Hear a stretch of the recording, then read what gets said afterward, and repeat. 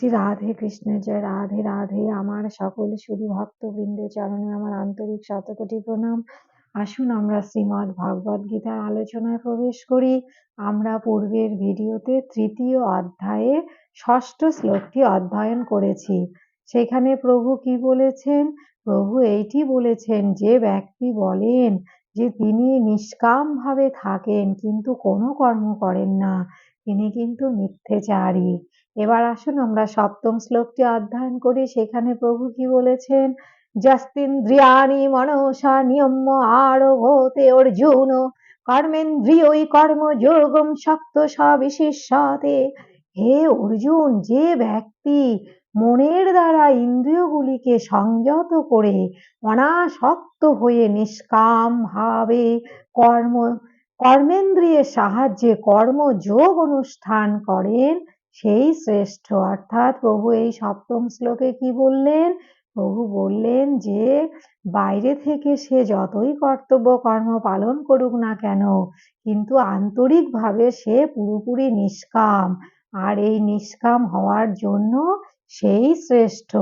অথচ বাইরে থেকে কর্ম ত্যাগ করেছেন কিন্তু অন্তরে কামনা বাসনা রয়েছে, সেই ব্যক্তিকে কিন্তু প্রভু শ্রেষ্ঠ বলেননি।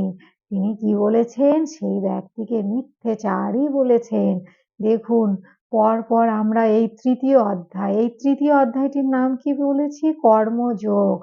অর্থাৎ কিভাবে নিষ্কাম কর্ম করে পরমাত্মার সঙ্গে আমরা যোগ প্রাপ্তি লাভ করতে পারবো, তাকেই বলা হয় কি? কর্মযোগ।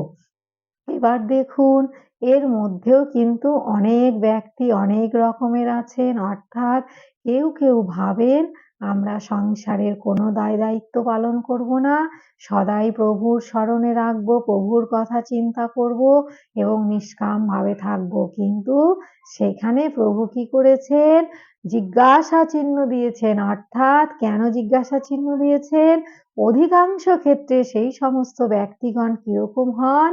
বাইরে থেকে কর্ম ত্যাগ করলেও হৃদয়ে কিন্তু তাদের কর্মের প্রতি আসক্তি থাকে, লোভ থাকে, লালসা থাকে।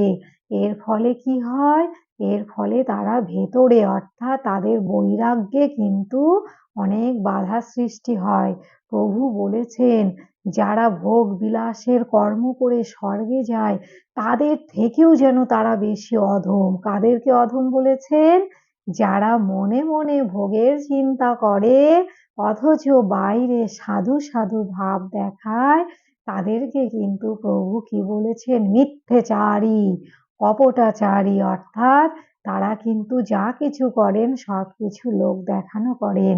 তাই আমার শুধু ভক্তবৃন্দের চরণে আমার নিবেদন, আসুন আমরা কোনো কিছু লোক দেখানো করব না। আমরা প্রভুর সেবামূলক যা যা কর্ম করার সুযোগ পাবো এই মনুষ্য জীবনে, এই ছোট্ট আয়ু নিয়ে আমরা সেই কর্মগুলি আন্তরিক ভক্তি শ্রদ্ধা সহকারে নিষ্ঠা সহকারে করব। কেন বলুন তো? তবেই কিন্তু আমার প্রভু খুব খুশি হবে এবং সেই কর্মগুলি আমাদের বন্ধনের কারণ হয়ে দাঁড়াবে না।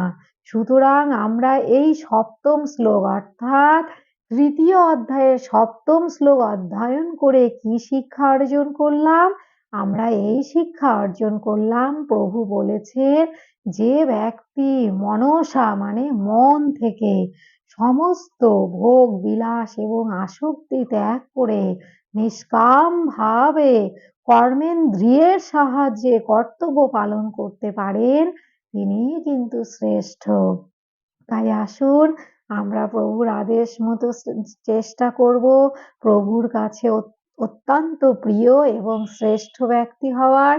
তাহলে কি করতে হবে? কোনো ছল চাতুরি নয়, লোক দেখানো কোনো কিছু নয়। আমরা যেটুকু পরমাত্মার সেবা করব এবং সেবা করার সুযোগ পাব, অবশ্যই সেইটি আন্তরিক ভক্তি শ্রদ্ধা সহকারে করব। কেন?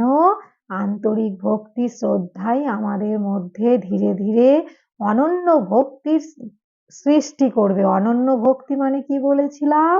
পরমাত্মার চরণ ব্যতীত অন্য কারো প্রতি আপনার মনোযোগ থাকবে না, আপনার সমস্ত আসক্তি এবং সমস্ত প্রেম ভালোবাসা পরমাত্মা চরণেই থাকবে। তাই বলে এই নয় যে আপনি আর কোনো জীবজন্তু বা আপনার পরিবারের সদস্যদের প্রতি প্রেম করবেন না বা ভালোবাসবেন না, তা কিন্তু নয়। আপনারা একটু রাধারানীর কথা ভাবুন, একটু ভগবান শ্রীকৃষ্ণের কথা ভাবুন। দেখুন আমার রাধারানী কি করত? ভগবান শ্রীকৃষ্ণকে এত আন্তরিক প্রীতি সহকারে প্রেম করত যে আর কিন্তু আজ পর্যন্ত কোনো ভক্ত সেইভাবে প্রভুকে ভালোবাসতে পারেনি। তাই বলে কি রাধারানী অন্য কাউকে ভালোবাসতো না? অবশ্যই ভালোবাসতো। সমস্ত ব্রজবাসীদের প্রতি কিন্তু আমার রাধারানীর খুব আন্তরিক প্রীতি এবং ভালোবাসা ছিল।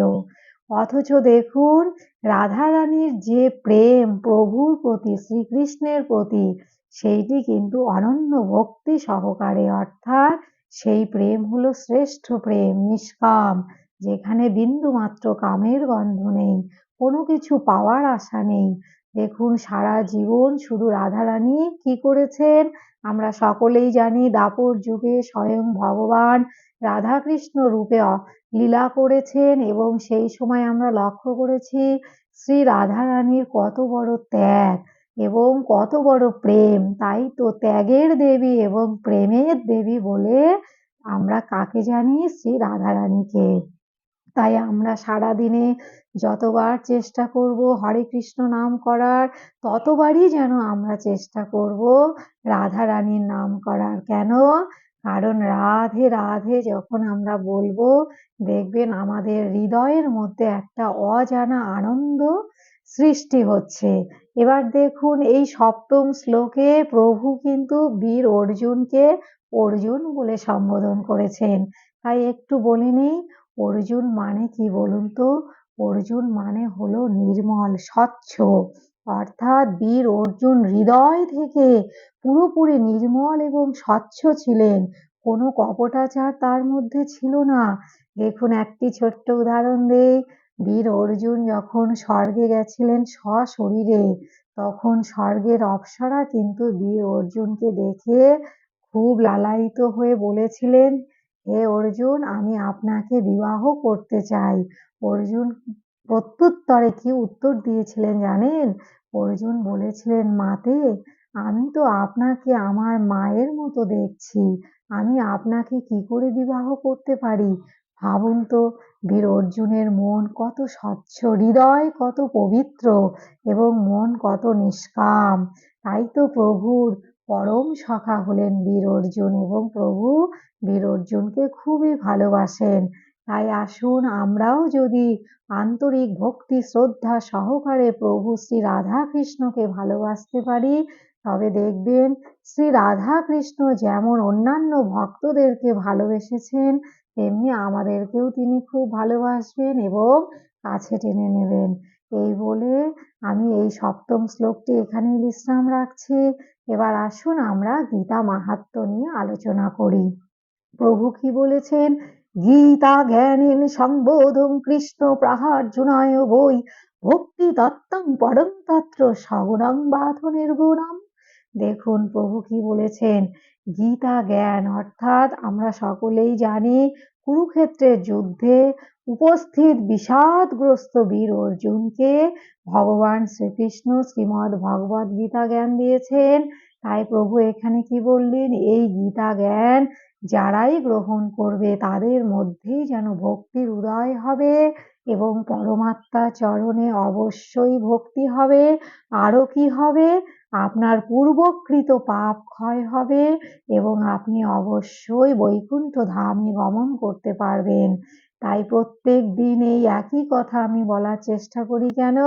কারণ আমি চাই আমার শুধু ভক্তবৃন্দ প্রত্যেকেই আমার প্রভুর চরণে আত্মসমর্পণ করুন এবং দেহ থেকে যখন আপনাদের প্রাণটি বেরিয়ে যাবে, অবশ্যই আপনাদের আত্মা যেন আমার প্রভুর চরণে স্থান পায় এবং প্রভুর পরমাত্মার সঙ্গে যেন মিশে যায়। এই বলে ভিডিওটি আমি এখানেই বিশ্রাম রাখছি। নিশ্চয়ই আপনারা খুব ভালো আছেন, খুব ভালো থাকবেন। রাধে রাধে।